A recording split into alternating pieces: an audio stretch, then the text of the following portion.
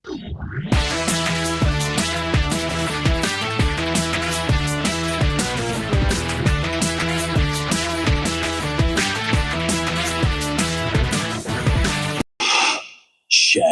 creature.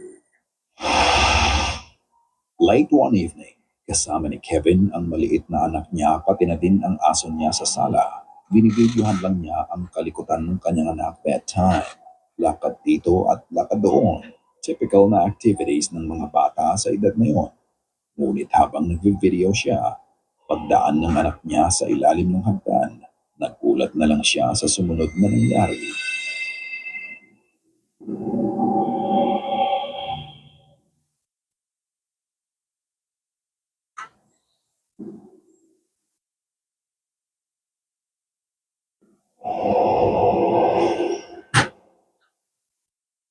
Sa pagdaan ng bata sa hagdan, makikita mo ang paglabas ng isang anino na may 4 na paa. Hugis aso o tigre daw ito ayon sa mga nakapanood. Ito ay naglalakad pakaliwa kung saan nanggaling ang anak niya. Kung iyong susuriin, nang dumaan ang bata, nasa kanan ng anino niya. Ngunit sa pagdaan ng shadow creature, wala kang makikitang pinagmumulan nito. Kahit ang aso nila nakita ang anino pero wala naman itong naging reaksyon. Maaari niya kayang may skinwalker silang kasama sa loob ng bahay? Ito nga ba ay kagagawan ng hindi maipaliwanag na nilalang o camera trick lang? Ikaw na ang humusga. The Wall. Noong June 6, 2023, dinalaw ni Cozy ang puntod ng kanyang lola. Nagsama siya ng ilang tao para sana ayusin ang nasirang puntod. Habang nagtatrabaho ang mga kasama niya, may napansin siya na talagang sumindak sa kanya. Lalo na nga at nasa sementeryo sila. Agad-agad niyang nilabas ang camera at ito ang kanyang nakuha.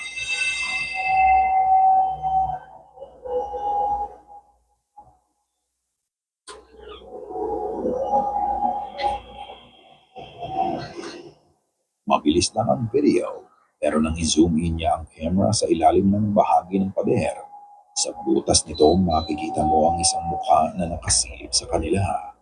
Nakakatakot ang tingin nito na tila pinagmamasdan lang ang bawat kilos at galaw nila. Unfortunately, mabilis na nakat ang video nang dumaan ang isa sa kasama niya. Ang sabi ng ibang nagka-comment sa video niya, may mga kaso daw na may mga pamilya na naninirahan ng walang pahintulot sa ibang mausoleo. Ganito din nga ba ang kaso ng nakita niya?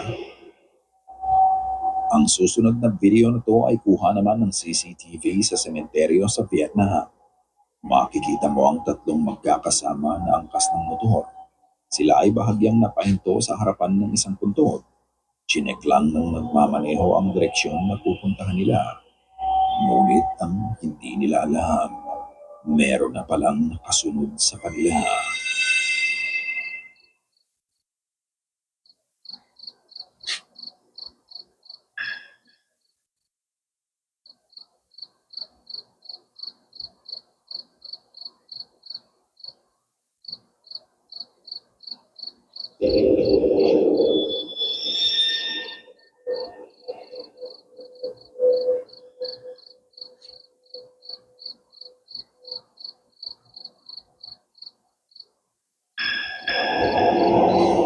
Sa likod nila, biglang lumabas ang transparent figure ng isang lalaki ang naglalakad patungo sa kanila.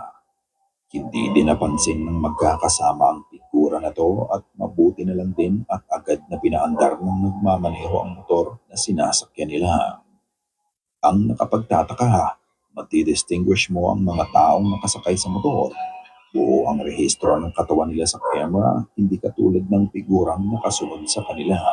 Ito nga ba ay kaluluwa ng taong nakalibing sa puntod na hinintuan nila? Posible din nga kaya na sinundan sila ng kaluluwa hanggang sa pag-uwi nila. Ikaw na ang humusga. Behind her. Si Yuri ay isang content creator sa Thailand na gumagawa ng mga nakakatakot na clips para sa mga audience niya. Kasama niya sa paggawa ng video ang anak at asawa niya. However, noong Abril ng taong 2022, isang video nila ang nag-viral sa TikTok dahil ang isa sa mga clips niya kung saan siya ay nagpapanggap na multo na nagtatawag ng mga dumadaang tao. Ang hindi niya alam sa pagkakataon na yun, may totoong multo na pala siyang kasama.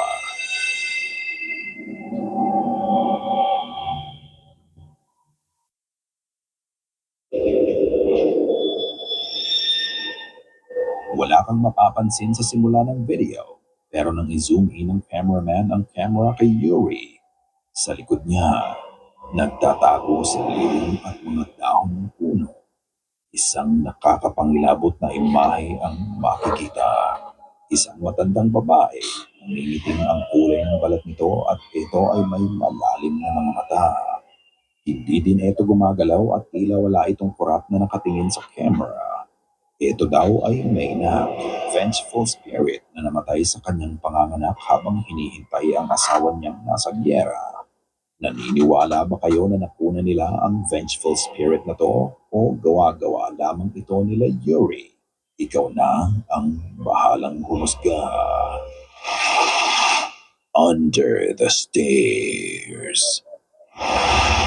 Ang short video na mapapanood nyo ay galing kay Keely. Mahilig siyang gumawa ng mga video tungkol sa ginagawa niya at mga alaga niyang pusa. She's not really into paranormal, but one time, she received a notification on her phone na merong na-detect na movement sa sala niya. Nang tignan niya ang footage, she got terrified with what she saw. Ito ang video.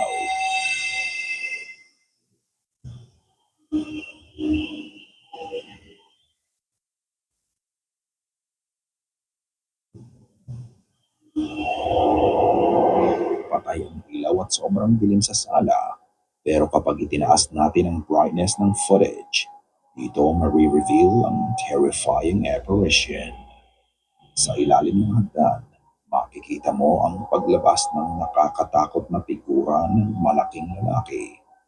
Dahan-dahan lang ang galaw nito at tila ba may hinahanap ito sa sala.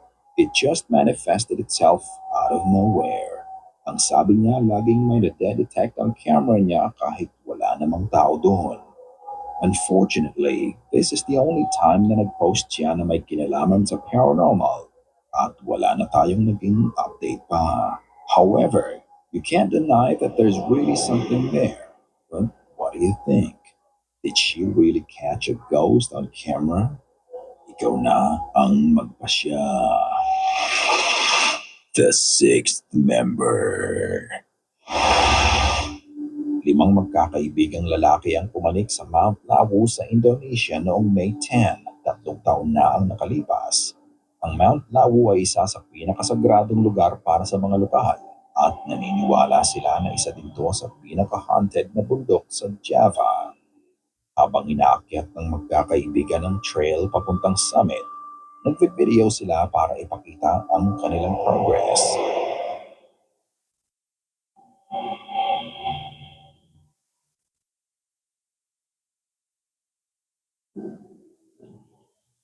Naging maayos naman ang pagpanik nila ngunit nang magpahinga sila sa isang bahagi ng bundok, naging uneasy na ang pakiramdam ng nag-post ng video.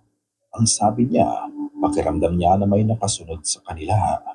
Dito nakapag-video pa siya at ito ang kanyang nakuha. Sa mga dora.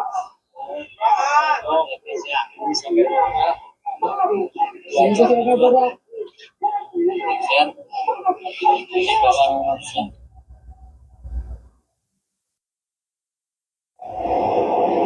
Isang bagay ang hindi maipaliwanag.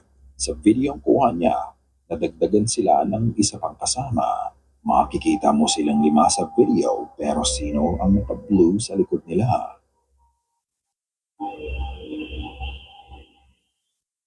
Although malinaw mo tong makikita sa video pero may kakaiba sa lalaki na to. Tanging siya lang ang hindi nakasuot ng hiking gear sa grupo. Bukod doon, nagbibigay ito ng kakaibang pakiramdam na hindi ko maipaliwanag. Saan pa nang nag-post? Naging masama ang pakiramdam niya at kapansin-pansin sa video ang pamumutla niya. Sabi niya tanging siya lang ang nakakakita sa pang-anim na kasama nila. Hindi ito napapansin o nakikita ng ibang kasamahan niya. Ang nakapagtataka pa, nang isa-isahin niya ang mukha ng kasama niya. Lahat naman sila familiar sa kanya. Ngunit tignan mabuti ang video. Parang ginagaya ng pang-anim na miyembro ang mukha ng isa sa mga kasama niya. Nakita ko din ang Reddit post ng isang kaibigan niya kung saan ikinuwento niya ang nangyari sa hike nila. Ayon dito, pagdating sa tuktok ng bundok, ang sabi ng mga kasamahan niya, siya ay nag-collapse at nagdelirio. Paulit-ulit niyang sinasabi na may nakasunod sa kanila at may nagmamasid sa kanila sa likod ng makapal na hamog. Sa pagsikat ng araw, natulungan pang maibaba ng mga kasamahan niya ang lalaki at maswerte din na naitakbo agad siya sa ospital. Ano sa tingin niyo ang nangyari sa kanya during their hike? Delusion nga lang ba ang nakita niyang pang-anim na kasama nila? If so, then paano nakunan pa niya ito sa video? Siya kaya ay naengkanto o may ibang bagay pang nangyari?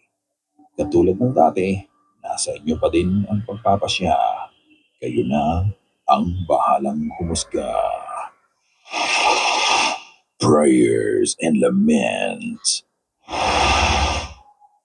Si Eldelisa ay nagtatrabaho sa church na to sa Azcapotzalco sa Mexico. Papauwi na sana siya ng hapon na yon nang marinig niya ang nakakatindig balahibong iyak ng babae.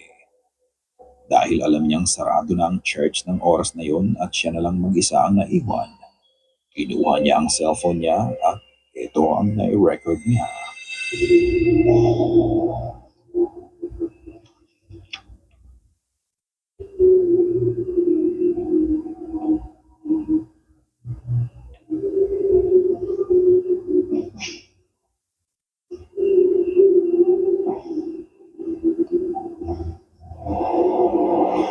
Sa loob ng simbahan, maririnig mo ang hagulgol ng isang babae.